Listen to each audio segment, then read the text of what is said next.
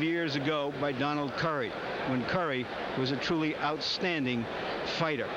To survive that kind of a car wreck is sort of like surviving a real car wreck, and you don't come back from a real car wreck and drive the way you used to, any more than you come back from that kind of a whipping and fight the way you used to. Except that Marlon Starling has, and now he's in his 4th title fight in a year. He's appealing for other reasons too.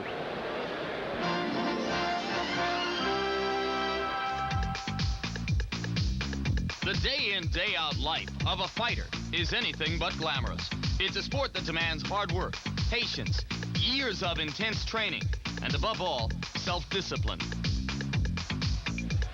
For Marlon Starling, the reward for his years of perseverance came on August 22, 1987, when he knocked out Mark Breland to become the WBA welterweight champion. But what Marlon Starling is most proud of is not the victories in the ring or the years of overcoming pain and frustration on the way to a world championship. Starling's greatest pleasure takes place away from the world of boxing. Like 1 million other men in the United States, Marlon Starling is a single parent. Having fathered a child out of wedlock, Starling has assumed all responsibilities in raising his 11-year-old son, Marlon Jr. We have a good relationship. You know, growing up, he was my little kid. Today, he's my best friend. You know, I think being a single parent is tougher than being a professional fighter. I think anybody can put on a pair of gloves and fight, but it takes a great person to be a good dad. Dividing his time between training camps and fights has kept Starling away from his son more than he'd like. He realizes that as long as he remains a fighter, he'll never have a 9-to-5 schedule. And that has taught him the difference between quantity and quality time. I know that Marlon is being brought up the right way, I believe. I try to teach him, first of all, to be a good person. He knows right from wrong. He knows what he should do and what he shouldn't do. I mean, it's tough. Believe me, kids are challenging, and they're challenging every single day. That's a job that can never be taught, and you can never know all the way if you're doing the right thing or not. This time, go. Playing the roles of father, mother, and fighter, Marlon Starling has been a positive model for Marlon Jr. Even having his young son with him at training camp has not been overwhelming or distracting to the champion. In fact, he'd have it no other way. Our relationship is buddy-buddy. Having him up here for me right now, this time in my training, is not only helping me prepare myself, it's helping him, because he has to prepare for summer school. So we prepare reading together. So really, it's my job. I'm supposed to be getting ready for a world title fight, and I'm reading little books with him, but that makes, you know, it makes my job easier. That's why I say he helps me as much as I help him. I believe the children are our future. Teach them well and let them lead the way.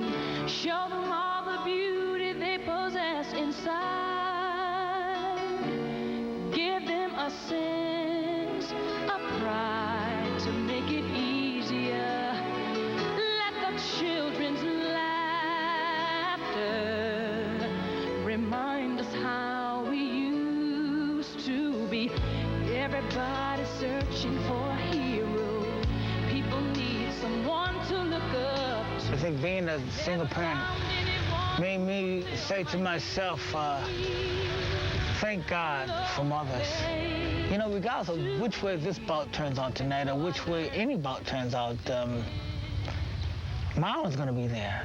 Now, he'll take me if I won by a knockout. If I get knocked out, Marlon's gonna love me regardless. So that's my title. That's my championship goal, is to be a championship father. And tonight, if he is to retain that championship, here is the man he must beat. Tomas Molinares now lives in Cartagena, Colombia, has won 22 fights without a loss, 19 of them knockouts. Earlier this evening, we saw a young man named Rafael Pineda, lightweight, who is from the same stable of fighters in Colombia as Molinares, and he opened a lot of eyes around here in a spectacular performance. If Molinares is as good as was Pineda, then Starling may have quite a tough assignment tonight. Well, what that fight told us, if we needed any reminding, is that there's a rich tradition of boxing in Colombia. And even though Molinares hasn't been seen much out of Colombia, it doesn't mean that his unbeaten record is meaningless. That young fighter, Pineda, fought a very sophisticated fight, so you know there's a strong subculture of trainers and managers and whatnot in Colombia. In fact, they have 2 champions of the world right now, a flyweight and a bantamweight. So I wouldn't be surprised if Molinares could truly fight. And in addition to being an interesting cultural matchup, it could be an interesting tactical matchup, too. Here's Ray Leonard's tip of the night. Well, Jim, in viewing the tall and rangy Molinares, you know that he has a nice, consistent left jab. He's used that left jab to maintain Starling in the center of the ring. And that ducking style that Starling has, the uppercut, will prove to be a fatal weapon. If that doesn't work, I suggest Molinares turns into a street fight. Just go for it. Go for broke, and hopefully you get lucky. Talk about defense. Starling has very good defense, very unorthodox, keeps those hands very, very high, the peekaboo style, and then he retaliates. But what he should do with Molinares, keep that jab out there until he is able to find an opening. He can't get too careless because that could prove to be fatal. Inside, work the body, and just try to slow his man down. But stay very, very cautious. And just now entering the ring, Ray, is 29-year-old Marlon Starling of Hartford, Connecticut. He's not just the father of the little boy, but there's a lot of the little boy in Marlon, in the joy and excitement that he brings to life. He has become a champion the hard way, as we look at his record, Larry. Yes, he has, and that's the good way very often, because he's paid his dues. He's fought just about every top-ranked welterweight around over the last 6-7 years. He's a true, real professional fighter and a good one. Tail of the tape, and you will see that, just as Ray Leonard suggested, Molinares is somewhat the rangier fighter, at least in height. Starling, 29 years old, and they both weighed in right at the welterweight limit. However, Molinares, I was told by some Colombian writers, had to take off as much as 20 pounds over the last month. He's normally fought at around 150, 152 pounds. In a long, tough fight, that could be telling. But when a fighter is as young and eager as this kid, it may not mean anything. Rules for the fight combine the New Jersey rules with the WBA rules. 3 knockdown rule is in effect here. 10-point must system, 3 judges scoring it again. Here in New Jersey, you cannot be saved by the bell in any round, even the last one. Now for the official intros, let's go to Michael Buffer.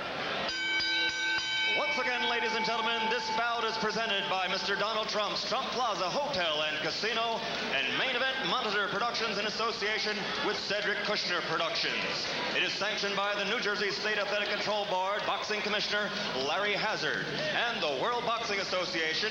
The ringside supervisor from El Salvador is Santiago Chicas. All the other officials shall remain the same, but the 3 judges doing the scoring on the 10-point must system will be Guy Jutra from Canada, Bernie Soto from Florida, and Ove Ovesen from Denmark. And now, ladies and gentlemen, let's get ready to rumble. 12 rounds for the WBA Welterweight Championship of the World. The referee for this bout is Joe Cortez from the United States. Introducing first, fighting out of the red corner. He's wearing the black trunks with red and yellow trim, and he weighs 146 3/4 pounds. Undefeated as a professional with 22 consecutive victories, 19 by knockout. Ladies and gentlemen, from Barranquilla, Colombia, the #1 ranked WBA welterweight contender in the world, Tomas Molinares.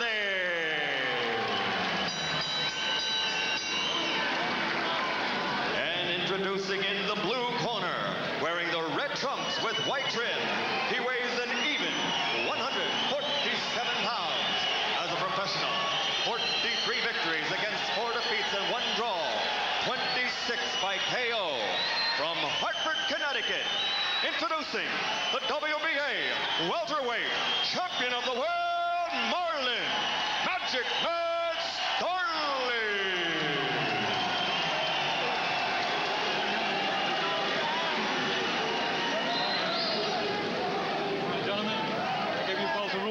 boxing room. Usted y las reglas ya en el camerino. Okay, I want a good clean fight and protect yourself at all times. Okay, protect las manos. Suelte a los dos. Good luck. Now we have to talk to you. I think what Starling wants to do and may have to do is to let this kid know right from the get-go that he's in with something tough, that he's in another level of competition so that his confidence can't be built up. Because right now he's young and unbeaten and full of confidence. First blow of the bout is a right-hand lead by Molinares. Now Starling sets up in the peekaboo stance.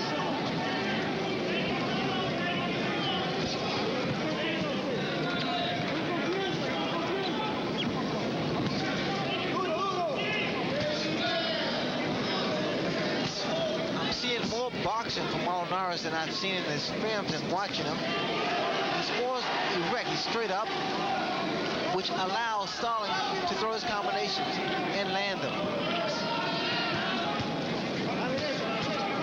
These jabs by Molinares are being picked off by Starling. Within the past year, Marlon has been working with Eddie Futch, and that has only served to enhance his already considerable defensive skills.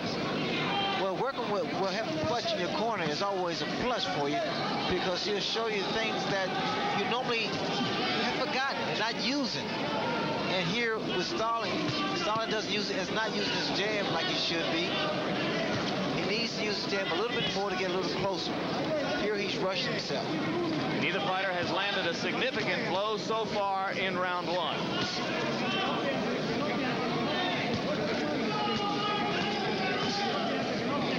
Starling beginning to step up a little closer now to try to get some range for the jab.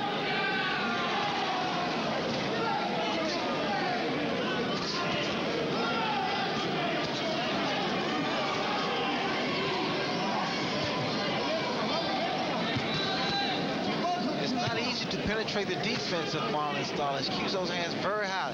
Peekaboo style. Starling's jab is beginning to find its mark.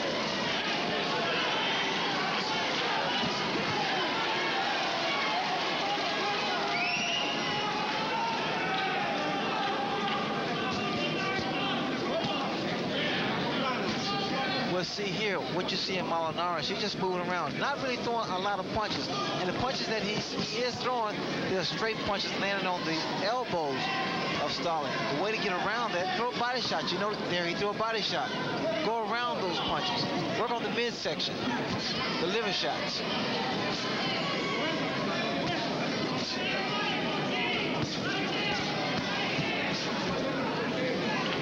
I'm watching now as Starling goes in with Stamps goes in with his head down. The uppercut of Molinares will be very, very effective. He hasn't thrown it yet.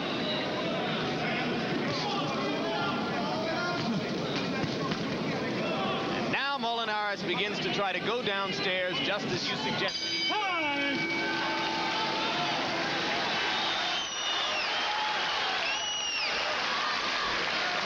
Patient feeling out round for both fighters. Keep that jab going. Single and double. Don't let him walk to you. See? Keep him going back. When he goes down underneath, I don't just stand him straight and punch. I want you to get down low. And don't try to go with the bomb. Get on the target. With the first and second shots, and the third shot will be the big shot, okay? Okay. All right. Have fun, baby. Don't let him throw too many punches before you counter back. Okay. Okay. Come on, control. Straighten and sicken. Straighten and sicken.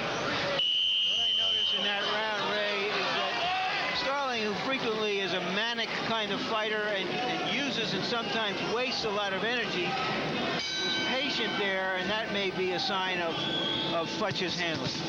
As he showed the experience and also the patience. Patience is a virtue, as they say.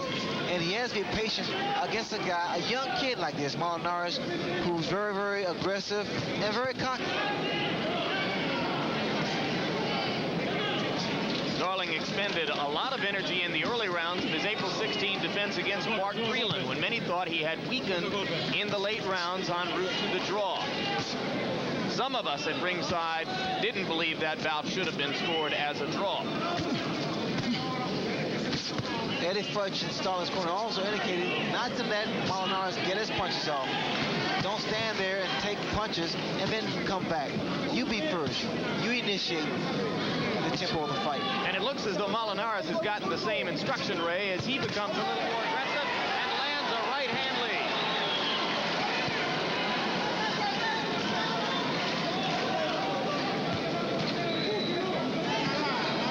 The other part of the instructions given by Futch, not for Starling to stand straight up.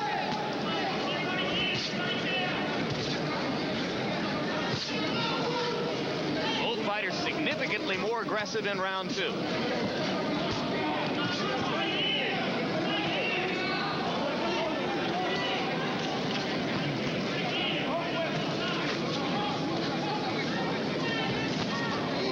right hand by Molinares. You see, he's still trying for that right uppercut. Well, that's the third right-hand lead he's managed to land in the round. Something that Starling's last opponent, Mark Breland, virtually never tried. Uppercut by Molinares.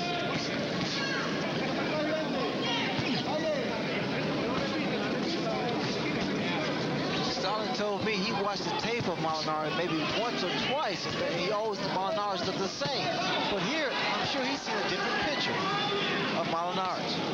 Molinares is beginning to show real variety in his punch selection here and is able to step up inside and control Starling in these exchanges. I like the way Molinares is moving. He's not being a stationary target. He's using the ring. He's feint. Good upper body movement. Come with the right hand. Straight right hand. There's the right hand again. Good left hand by Starling. 2 of them as he doubled with the left hook.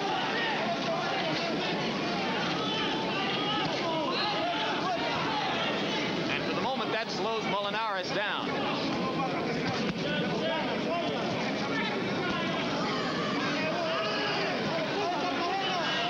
Molinares has a tendency to telegraph his right hand. Watch when he throws his jab, how he brings his right hand back and then throws it. He also dropped the left on that right hand lead. Good left hand after the bell by Molinares. Starling went back after him. And that was dangerous.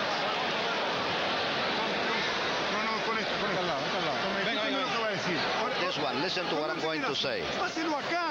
You have to do it stronger. Stronger. How do you feel? Strong? Listen, when he's working, don't let him think. Don't let him think. Come into him. Stronger. Jab, jab, and right. Clear?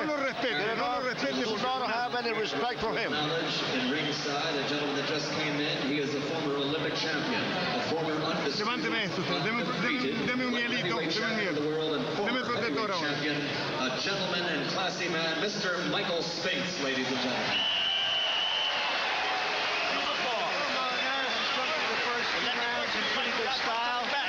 He should feel that he can deal with the champion. Now let's see if he becomes more aggressive and positive as his trainer implored him to be. That trainer, Amilcar Brusa, used to train a fighter named Rodrigo Valdez. You may remember from bouts in the early 70s. A very good middleweight champion.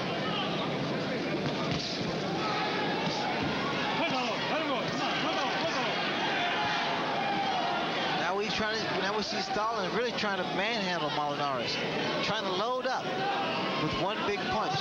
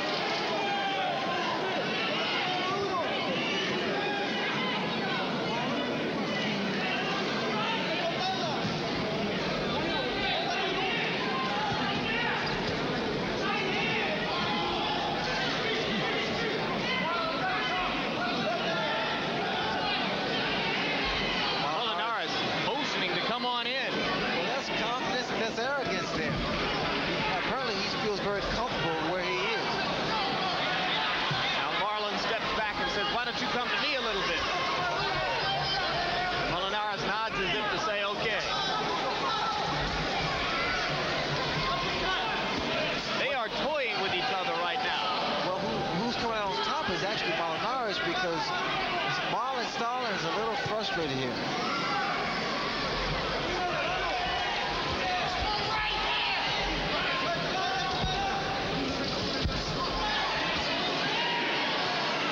Good left hand by Starling. And another one. He begins to find the range now with the left hook.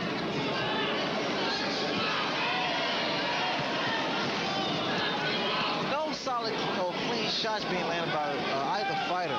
And Molinares not quite as quick in this round, Ray, as he was in round 2. Well, at least he's landing punches. The thing about it, he's throwing his jab, and they do count as points.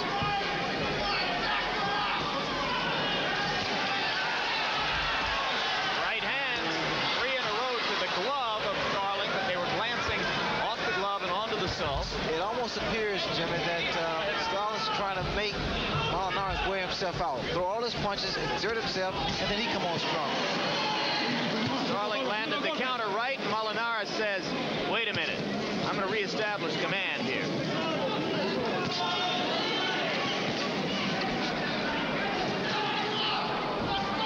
But more and more, Molinares is dropping the right hand and allowing Marlon to land that left hook. Molinares didn't do what his trainer told him to do before that round, and that's why I thought he lost it. Okay, that was better, but you're letting him out hustle. Okay. He's in front, champ. He's in front. Okay, yeah, let's just get all that confidence. No. See, now, when he does what he did on the rope, don't hit the body. Forget the head. He wants you to punch to the head. Okay. Understand that? And you're not punching nearly enough to the body. I want you to dig in there. With both hands, okay? All right. That's deep breath. Yeah. Okay, but you let them punch too much. How have you scored the without fight? coming back with I've something. got it Make 2 it rounds play to 1, 29-28 in favor of Moochie Starling. I gave him rounds 1 and 3. I gave the second round to Tomas Molinares based on the good right hands he landed. But, you know, let me tell you something. We score for clean punching, effective aggressiveness, ring generalship, and defense. And in Starling's case, you have to take defense into consideration considerably because he's a good defensive fighter. He catches that jab every time. I've scored the fight the same way, but one thing we know, it's a fight. And a pretty good one as round 4 begins. What I like about it, Ray, is it's boxing at close quarters. Neither man is running. They're both probing, looking for weaknesses, trying to force openings. Well, the plus that they have, Lars, is the upper body movement. In fact, Starling, he complimented, good combination, he complimented Molinares on his upper body movement. If anything, he was impressed by that.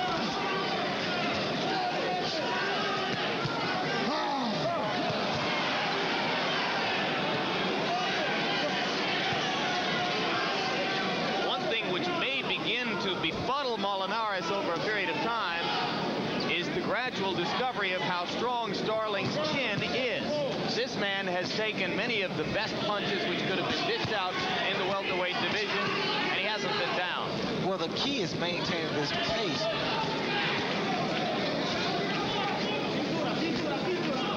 More so for Molinares because he is the younger of the two, less experienced of the two. And once Starling takes him to the deep waters, to the later rounds, he may see a difference. But here, Molinares is holding his own.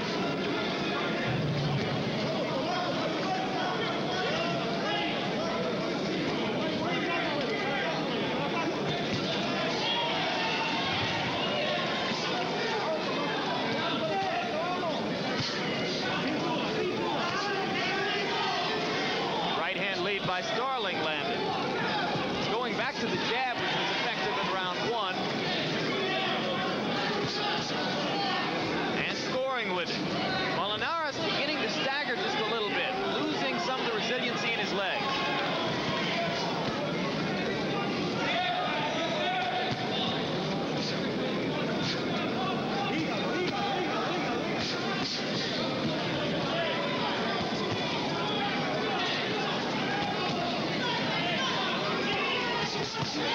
Good right hand inside off the combination by Starling.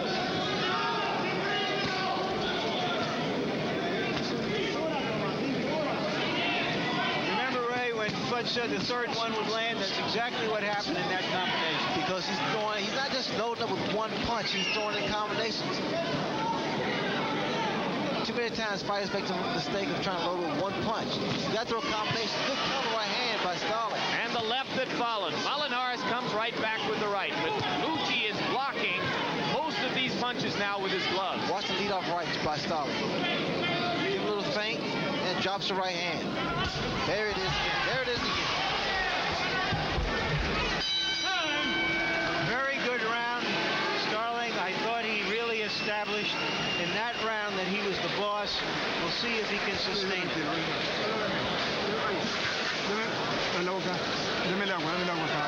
Foul, give him some water. Don't throw the water. Don't throw the water like that. Tomas, you got to hit him harder. Harder. Back up and then come back to him. When he is standing, come to him. When he's coming at you, then back up one step and then come back to him. Listen. When he's coming to you, back up one step and then come back to him.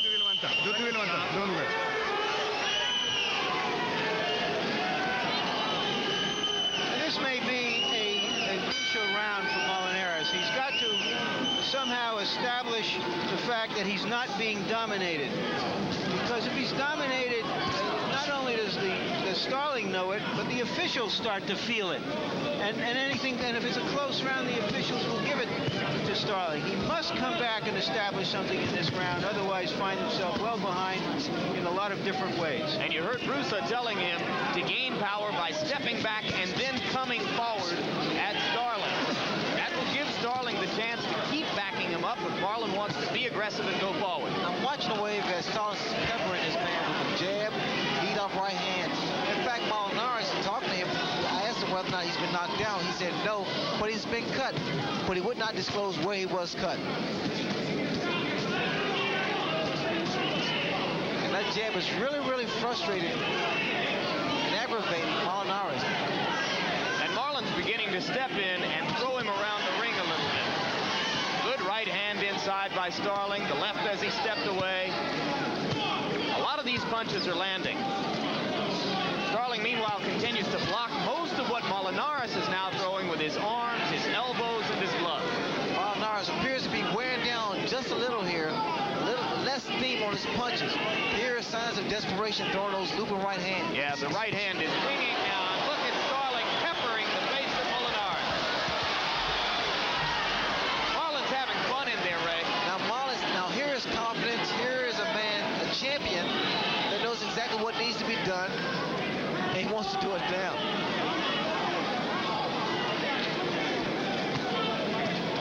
There's a lot of swelling now around the right eye of Molinares.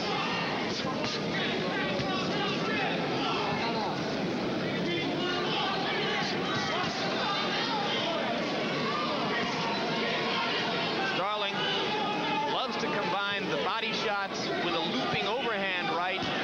Now he doesn't need it as Molinares' guard is dropping and Marlon is able to just hit him with straight right hand. Look at how low Molinares' hands are going.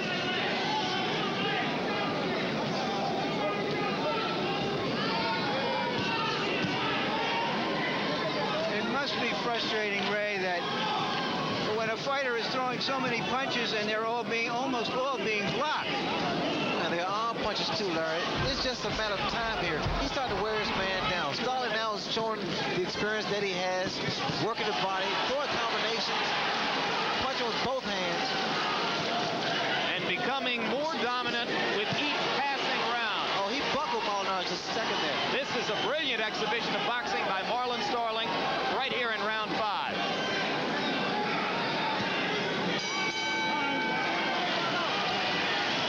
And Mucci wears a grin as he goes back to his point. That'll work. He had a perfect spoil. Guy is just about that finished. round. A big cheer from the crowd. Just about gone. Keep that pressure on, bang that body some more, keep those combinations coming 3 and 4 punch combinations instead of one. And remember, when he gets down there. Earlier we talked about 3-punch combinations. There you see 3 that land. Take a look from another angle. A fighter is happy to throw 3 punches and get 1 good one in. He got 3 good ones in. Échelo de costado cuando está ahí al lado suyo. They're working on Molinares. When he comes to you, let him go on the side. Don't let him come directly to you. Let him go on the side and hit him harder. Don't wait to hit him. Our punch stat colleagues tell me that in the last round they counted 70 attempted punches by Molinares, and he landed only 8. This could be the beginning of the end. Jim, the reason I say that is because Starling was able to hurt his man in that 5th round. And I don't see as much confidence in Molinares' face as we did the earlier rounds, brother.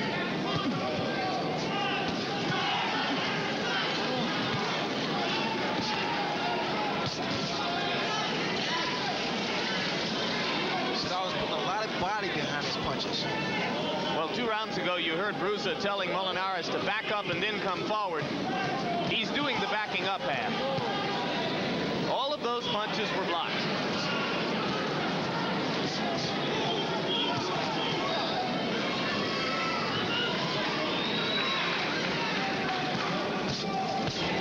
You just see the maturity in Starling.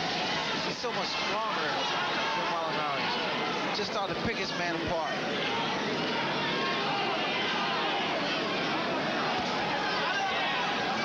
Keep in mind that only a year ago, Marlon Starling was a carefully chosen opponent for Mark Breland in Columbia, South Carolina. Breland, another of those young, up-and-coming Colts whom Starling has taken care of in his career. He administered the only defeat on Simon Brown. Watch what happens here as he retaliates. Starling lets this man throw his punches, and then he comes off with a series of combinations.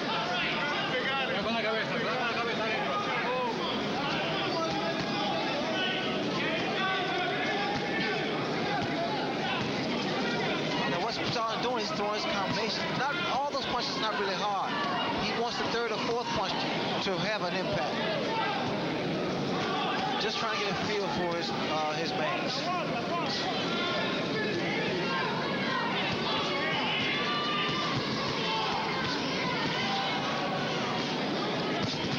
You see, the second combination, he throws 1 or 2, then 3 or 4 combinations. Brilliant stuff. We've seldom seen him better. Counter right hand by Starling. Starting to really pick his shots now. Looking for the target. That's when a man picks his shots. And Molinares is arm weary but won't stop throwing punches. Now the uppercut for Starling would be great because you see how there's the uppercut. Because Molinares is chin, he's leaning into the punches. Pick another punch for him, Ray. Watch the right hand. But most of the uppercuts, those are the type of punches that raise the chin of the opponent for the left hook. Oh, that punch was clearly after the bell, and Starling is being counted out. 8, 9, 10. Unbelievable. With one of the lucky punches of all time. And in my view, Larry, clearly after the bell. We've had 2 freak occurrences tonight. There was a punch after the bell. I thought so as well. A punch out of the blue, sort of like the one that Barkley landed on Tommy Hearns when Hearns was ahead in their middleweight championship fight. And there is chaos in the ring. Every Colombian who's ever had a ticket to Atlantic City is in there right now. It's a mob scene in the ring. We've heard nothing official, but the timekeeper counted and Joe Cortez counted Starling out. The timekeeper has said that the punch landed at the bell. For whatever it's worth, I don't think it would have made any difference. Let's see if we can get it now in a replay on whether that punch landed before, during, or after the bell. I thought it landed immediately after the bell. I don't think there's any doubt. There was none in my mind at the time it landed. I could be proven wrong here, but let's see. Larry, hazard.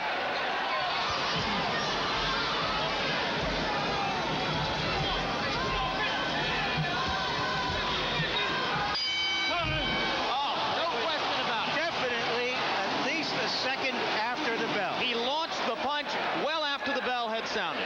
Beyond any doubt, I don't know if there's any recourse. Let me go up in the ring and check. So Larry Merchant goes into the ring. You look at Tomas Molinares, the fighter who is still standing. Marlon Starling is still on a stool in the neutral corner just in front of us. This is one of the most star-crossed careers in boxing. An uphill fight all the way. And right now it appears that Marlon Starling may have been victimized by a terrible bad break. Well, there's nothing really to be said other than to feel sympathy for Marlon Starling. But hopefully we get another shot at that knockout. And here both guys throwing punches. Starling's inside. Molinares throwing his punches. Can't really hear the bell because of the crowd. There you heard it. Heard the bell, saw the punch launch clearly after the bell. There had been other punches after the bell earlier in the fight. We look at it again, Ray, and let's stay out and be quiet. But also, they were in the motion of throwing punches too. So it's tough to justify it. Above us, Tomas Molinares, his eyes swollen shut from the punches issued by Marlon Starling, is shouting to the assembled crowd. The Colombian flag is waving throughout the arena, and we go to Michael Buffer. Ladies and gentlemen, your attention please. Referee Joe Cortez rules that the final punch was thrown as the bell rang. A fighter cannot be saved by the bell. The count continues. The winner and new champion from Barranquilla, Colombia, Tomas Molinares.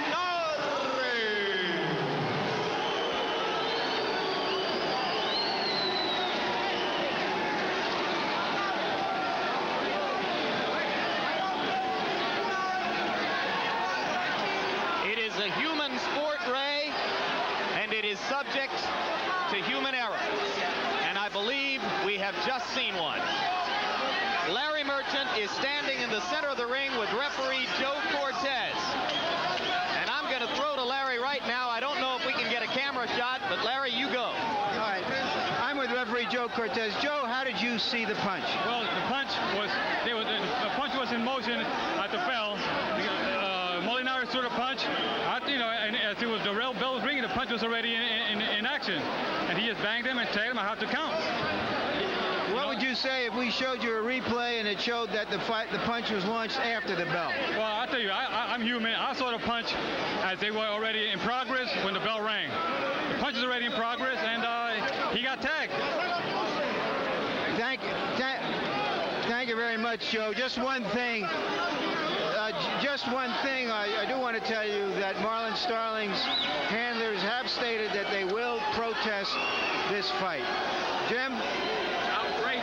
All right, thank you very much, Larry Merchant, and obviously we'll await further interviews from there in the ring as we attempt to explore this situation more fully.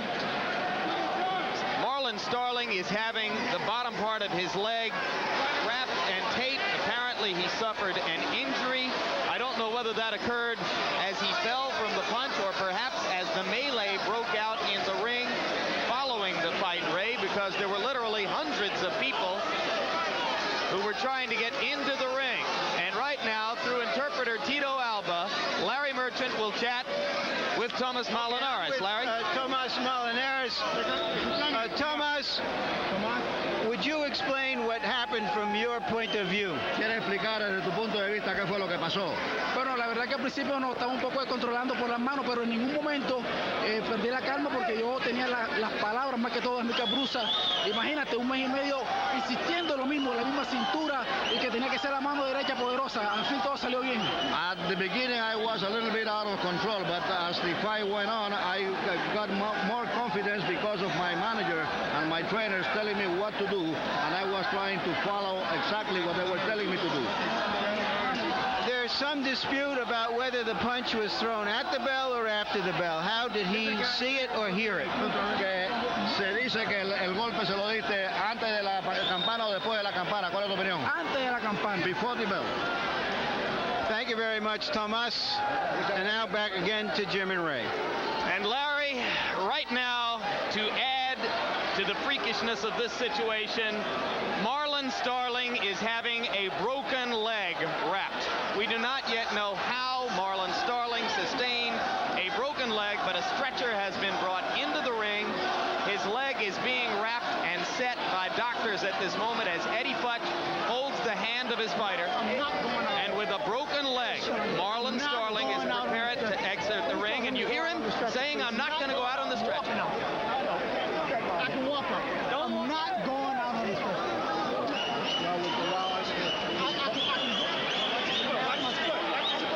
Watch his foot. That's how I. Same. Listen. Here's what happened one more time, Ray. Well, again, both guys throwing punches. What can you say? I mean, the punches were still in progress, as referee Cortez stated. Hey, Joe Cortez has one of the toughest jobs in sports. I'm sure that you yourself have often reflected that refereeing a boxing match is as difficult as umpiring a baseball game or refereeing an NBA championship game, maybe tougher. It's argumentative. I mean, no question about it. I mean, both guys, both camps will definitely say their man was victimized, or more so from the Starling's camp. Let's go to Larry Merchant with Marlon Starling. Marlon, would you explain what happened from your point of view? Well, I believe I was running around and my leg got twisted under his, and it snapped, and he hit me on the way down. You felt that your leg is broken after you were hit? I don't know. He didn't hit me to put me down. You felt that you hurt your leg twisting away from him as the bell rang? Of course. You heard the bell ring? Yes. And then as you twisted away, you said you heard something snap, and then you got hit. Well, I'm not saying I heard something snap, but I twisted it. But we still could go. There's nothing wrong. I'm all right. Well, you seem to be dominating him up to that point. The last 2 rounds, you were in complete control. I'm still in control. What are your feelings, though? They've declared the other guy the champion. He is the champion now. I don't think he's the champion. How could he be the champion? Win. We're protesting and we're bringing the suit. The referee has ruled that the punch was launched. Me out was out. When did he count? They did count you out. He did count you out. He didn't hit me. Marlon, he did hit you, and if you don't remember it, that's proof that he hit you. But the dispute is whether he hit you as the bell rang or after the bell rang. They stopped the fight. And they stopped the fight because they counted you out and they ruled that you were knocked out. Do I look knocked out? Do I look like I'm wobbled? Well, you only have to be knocked out for 10 seconds. I wasn't knocked out. I wasn't knocked down.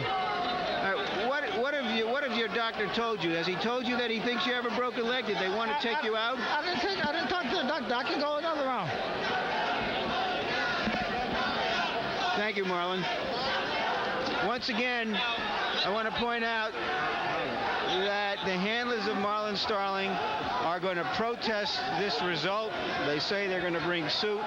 I don't know if they have any recourse or not. It seems unlikely. Jim?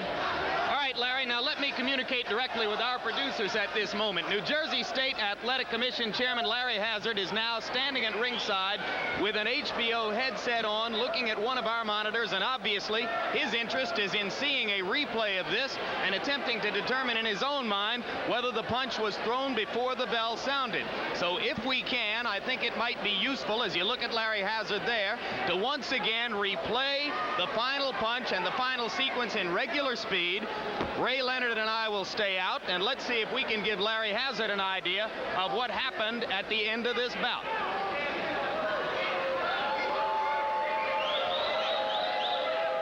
And now with Larry Hazard looking on the replay.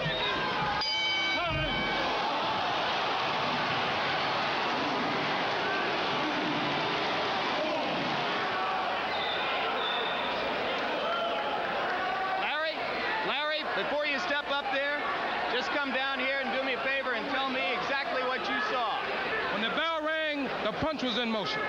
Man can't stop a punch in midair. When the bell rang, the punch was in motion. That was a clear shot. All right, there's the word of Larry Hazard. Chairman of Jim, one of the first rules of a professional fighter, and especially an experienced fighter, is that when the bell does ring, you have your hands up. And here is Marlon Starling, who's had his hands up all during the fight, catching 90% of the punches.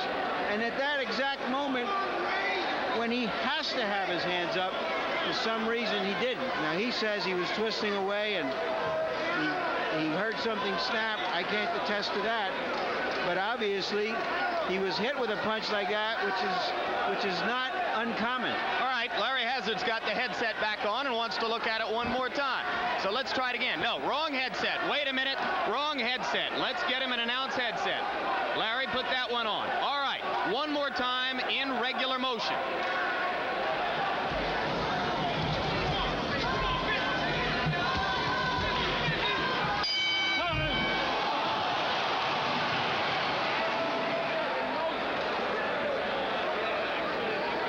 Hazard nods his head and says that he believes the punch was in motion as the bell sounded.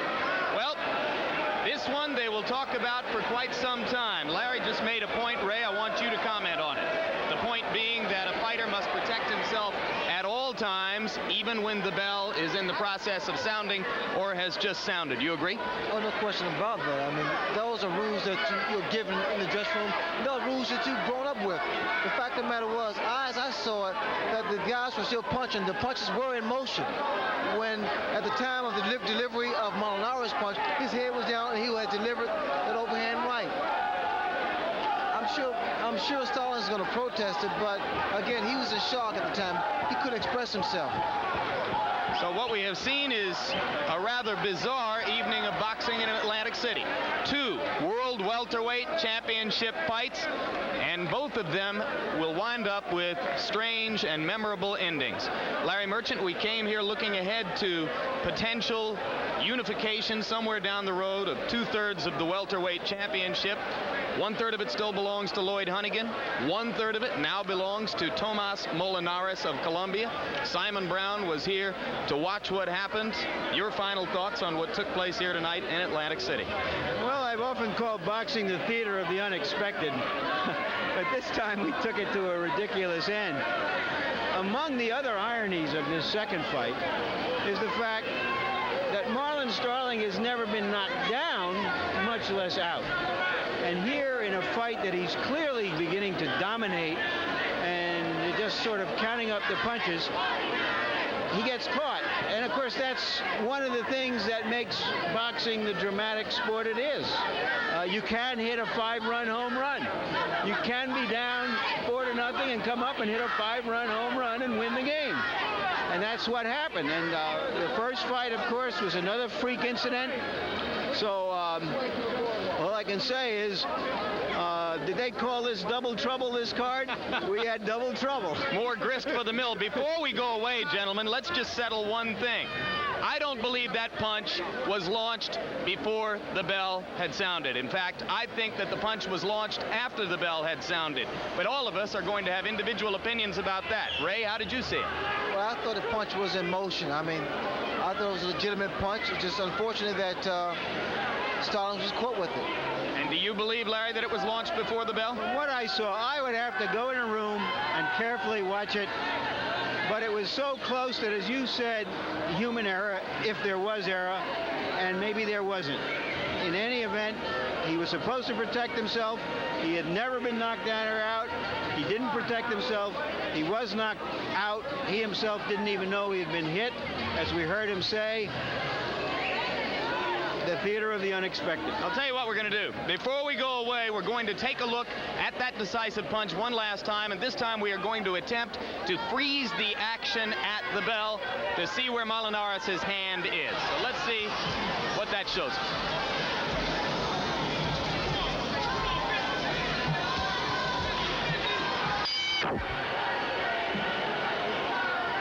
Okay, we've frozen it at the bell. Was cocked next to his body. Tough call. Yeah. I thought that clearly showed that he hadn't launched the punch. It was a split second before he was about to.